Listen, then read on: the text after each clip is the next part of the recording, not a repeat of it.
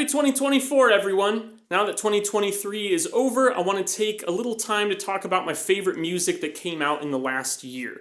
I'm in the middle of a rather long moving process right now, and my studio has been torn down for several months. That's why I haven't really done any videos, music or otherwise, but I've been itching to make something, so this is the best that I can do right now. I listened to 536 albums in 2023, and in this video I'm going to cover my top 50, so about the top 9 to 10% of what I listened to. So keep in mind that there's still a lot of great music that fell just under the cut, and if your favorite album of the year isn't on this list, it might still be in the top 25% or so for me too, but I had to draw the line somewhere. I don't want this video to be an hour long, so let me know what your favorites were, and if it's something I haven't heard, I'll be sure to check it out. As I was finalizing my list, I noticed some trends that differed pretty significantly from my lists in previous years. I feel like over the last 5 to 10 years in general, two genres that have really been at the forefront of growth and innovation in music have been metal and hip-hop.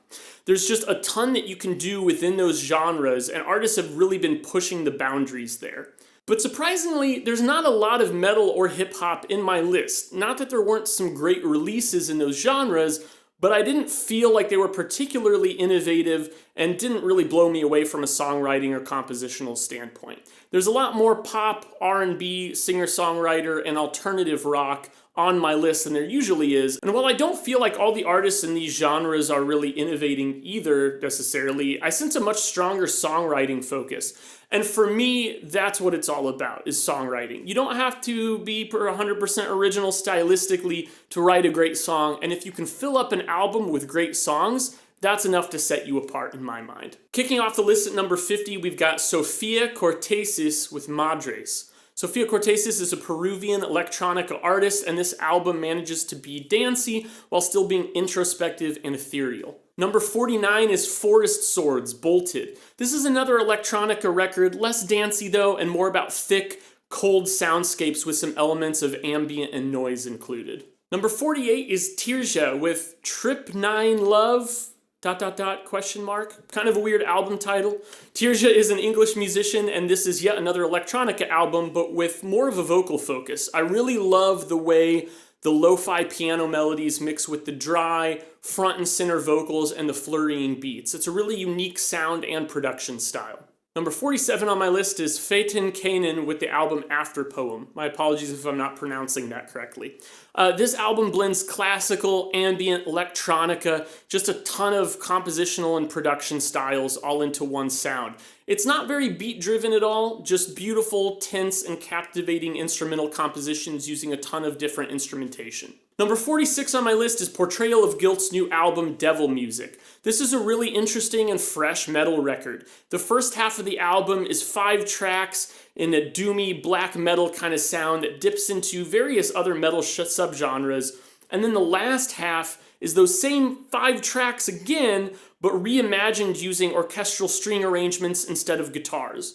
What's amazing is that both versions of the songs work incredibly well, to the point that when you start the second half of the album and the sound totally shifts, you don't mind listening to the same songs again because they really don't sound much alike at all. It's a great reminder that heaviness doesn't always have to mean overdriven guitars. They accomplish a lot here in just over 30 minutes. The songwriting is really nimble and engaging, and also the last time I listened to this album, I was playing Diablo 4, and let me tell you, the two of those just paired together perfectly. Number 45 is Asop Rock with his new album, Integrated Tech Solutions.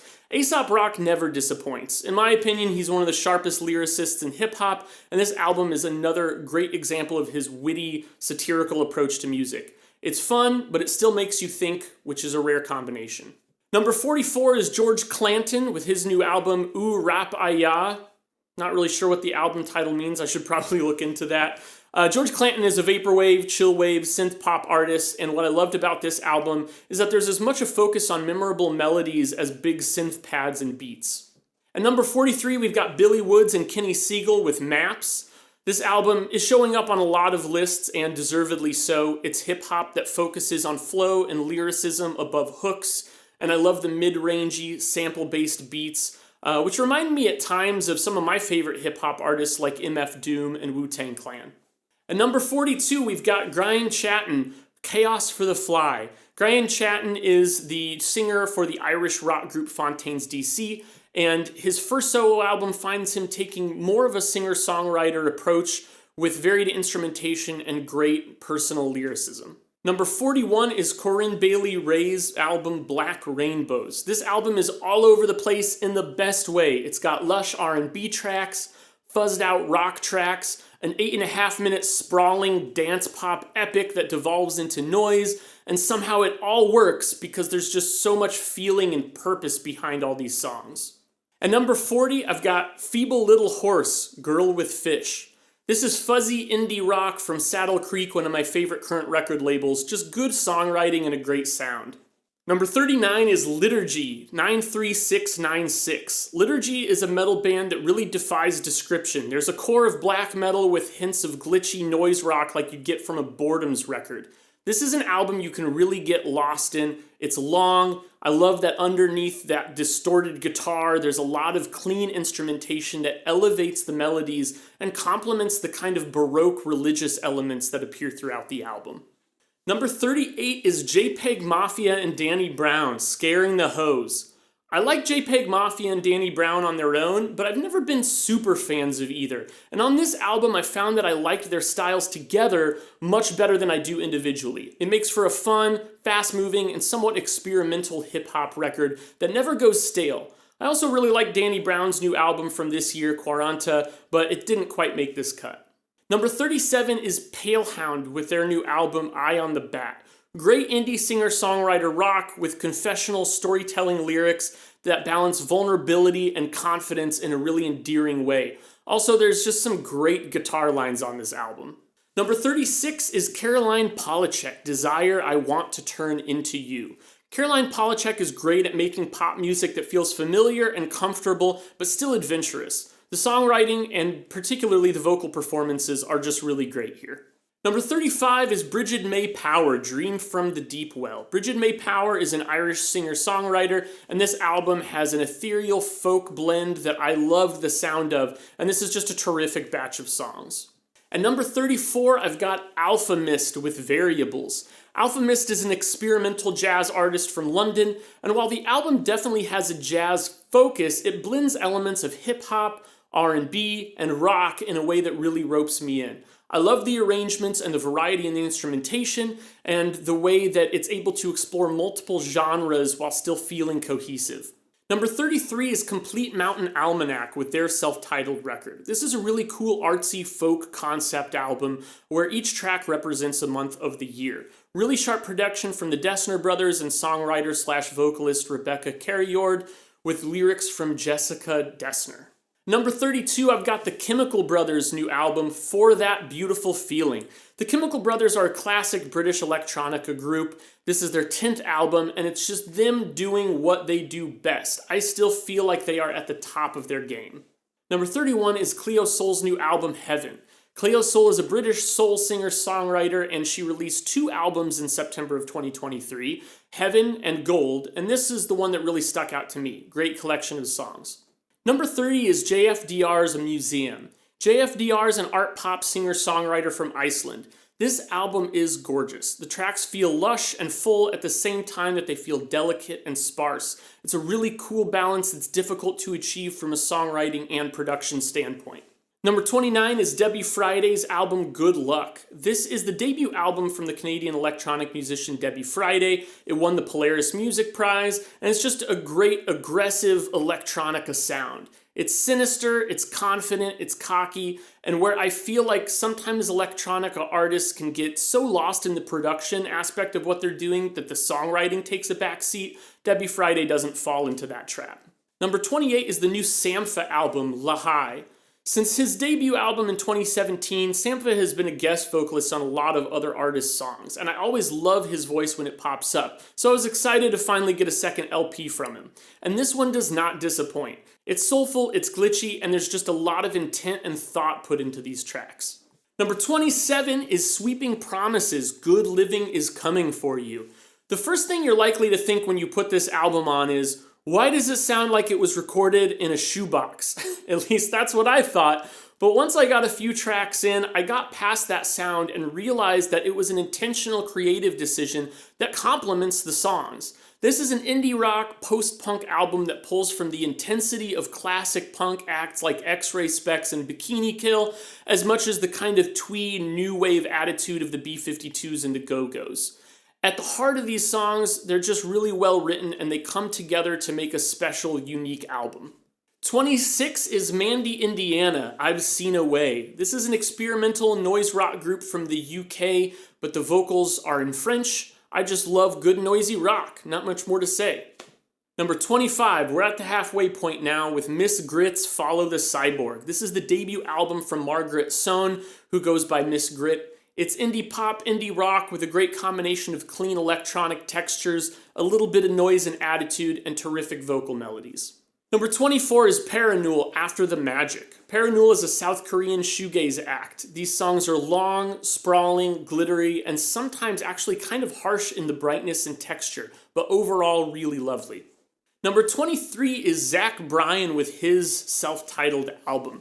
It's fascinating to me that Zack Bryan is as popular and successful as he is in the country world, because where a lot of popular country music feels very overproduced and productized right now, this album is honest, raw, and sparse, and allows the emotional core of the songwriting to really hit home.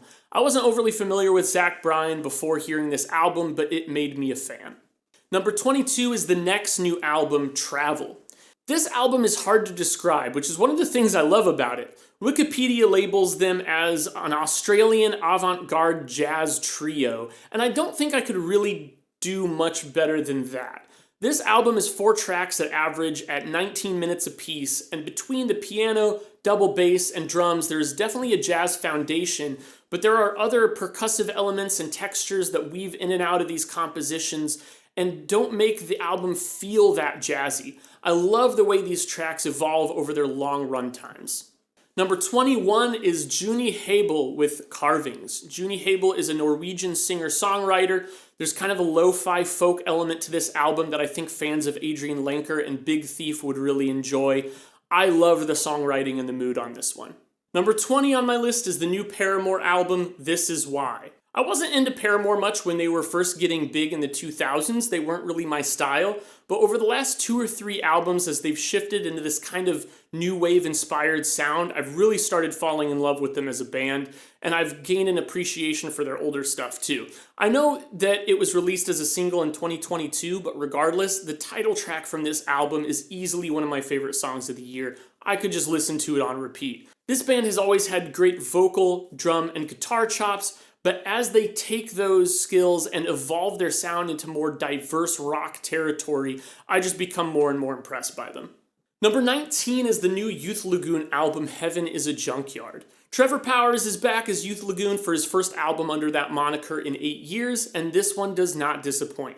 There's still a very personal and vulnerable indie pop rock foundation here, but I feel like the arrangements are more mature than some of his past work, with a lot more subtlety and ear candy throughout. Really great album.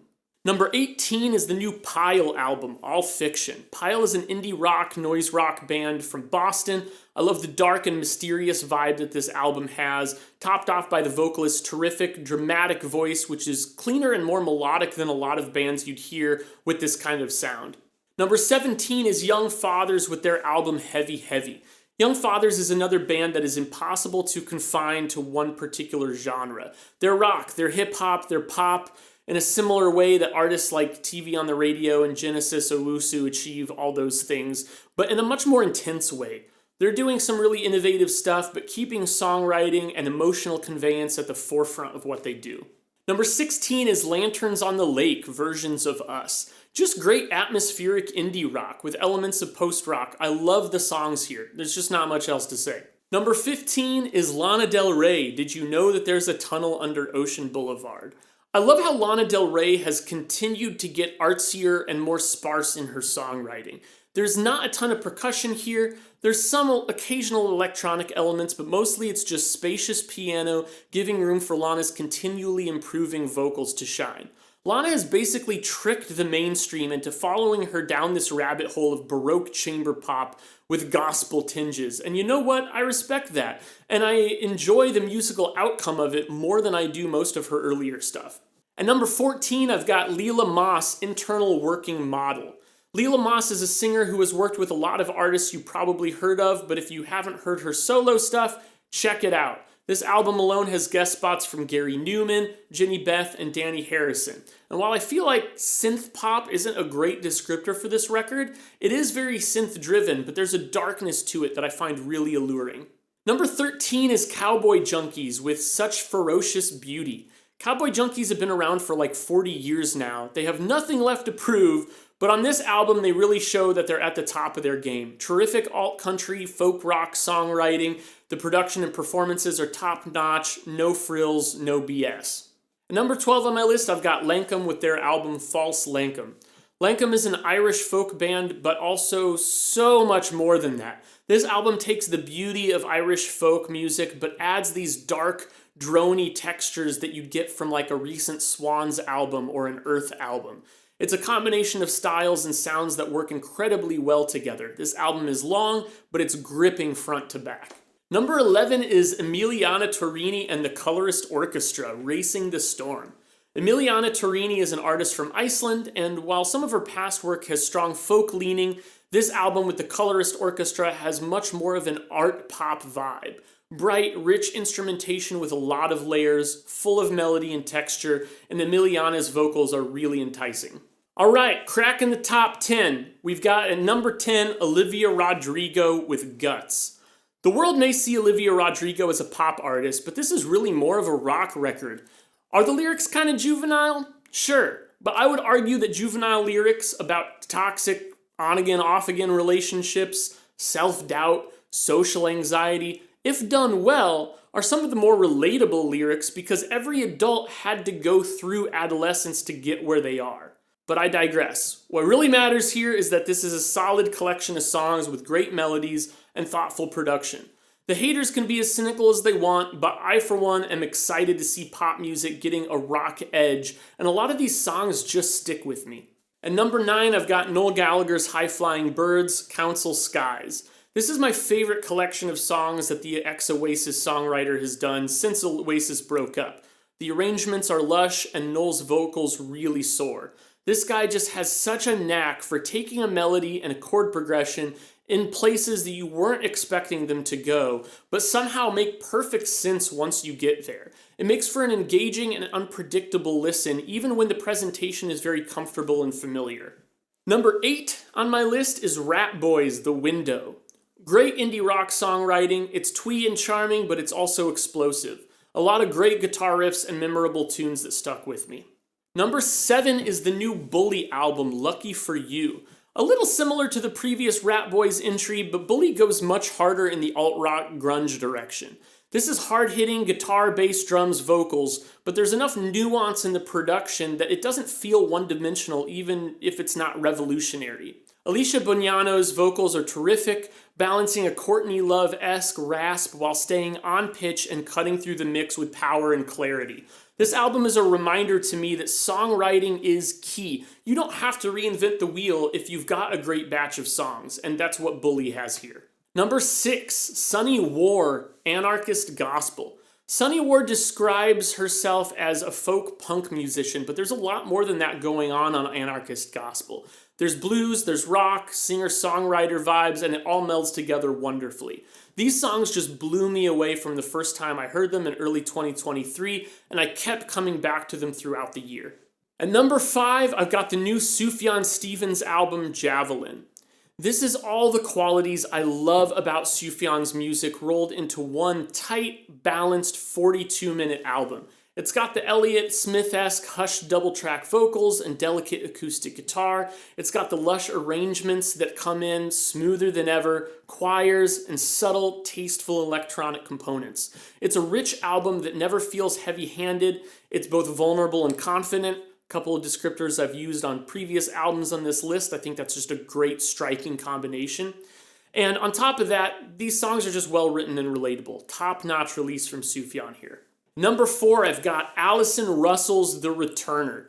Every time I listened to this album, I liked it more than I did the last time. And every time I listened to this album, I added a track from it to my Best Songs of 2023 playlist that wasn't on there previously. That's the mark of a great album, when it continues to reveal things to you every time you listen to it in a way that makes you love it more and more and more. This album is a celebration. It's soulful, it's smooth, it's funky, and I just want to keep listening to it like all the time. Number 3, I've got Blur with the Ballad of Darren. I'm showing some of my biases here, as some of you probably know that Blur is my favorite band, but man, this album did not disappoint. It's a much more consistent and cohesive album than the Magic Whip, their reunion album from 2015, and while it doesn't have as many of the explosive rock moments that the Magic Whip or their previous albums really did, it feels much more intentional, and it's maybe one of the most emotionally engaging albums that Blur has ever made. Honestly, this album probably would have been my number 1 pick for the year if it wasn't for a few tracks in the back half that just weren't quite as strong, but overall it doesn't bring the album experience down very much at all. Alright, my second favorite album of the year is Boy Genius's The Record. This one is worthy of the hype. I've been a fan of Lucy Dacus, Phoebe Bridgers, and Julian Baker's solo work since before Boy Genius was formed, but wow, do they come together to create something even greater than the sum of their parts. Once again, there's nothing revolutionary here. This is great alternative indie rock done right. When you get 3 stellar songwriters collaborating in a way that complements each other's styles seamlessly without stepping on toes, you're destined to get a great album. I just found myself loving all of these songs over time, and it's really as simple as that. Alright, it's time for my favorite album of the year, which was I.O. by Peter Gabriel. I've been a big fan of Peter Gabriel for a long time, and I wasn't sure what to expect a Peter Gabriel album in 2023 would sound like. This guy is 73 years old and hasn't released an album of original material in over 20 years. Well, it turns out that a 2023 Peter Gabriel album still has all the vitality, imagination, attention to detail, and even vocal chops as any of his best solo work from the 80s. He still sounds as youthful as ever, and I was lucky enough to see him on tour a few months ago, and he sounded great live too. These songs vary from the more delicate and emotional ballads to the upbeat rockers, and it all just feels like classic Peter Gabriel. It really blows me away. These songs are just so good. Now, I'll admit, if you're not a Peter Gabriel fan, this album probably won't sell you on him. He's artsy, sometimes kind of cheesy, and it's not for everyone, but man, I really, really love this album. So that's my list. What do you think? What were your favorite albums of 2023? Let me know in the comments. And if you want to see the full list, I've got a link below to an Instagram post that has all of them, along with my Best Songs of 2023 Spotify playlist. Thanks all for watching, and have a great year.